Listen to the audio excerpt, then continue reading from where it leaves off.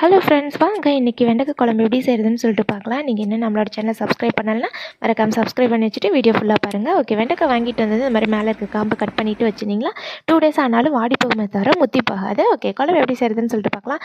அடுப்பில் ஒரு கடாய் வச்சுட்டு கடாய் சூடானதுக்கப்புறமா 3 ஸ்பூன் அளவு எண்ணெய், வெந்தயம், கடுகு, மிளகு, சீரகம், கறிவேப்பிலை, இஞ்சி பூண்டு பேஸ்ட் போட்டுட்டு நல்லா வதக்கி விடலாம். இது கூடவே சின்னதாக 2 தக்காளி ஒன்றும் பாதியமாக மிக்சியில் அரைச்சி வச்சுருக்கா, அதுவும் சேர்த்துட்டு நல்லா வதக்கி கொடுப்போம்.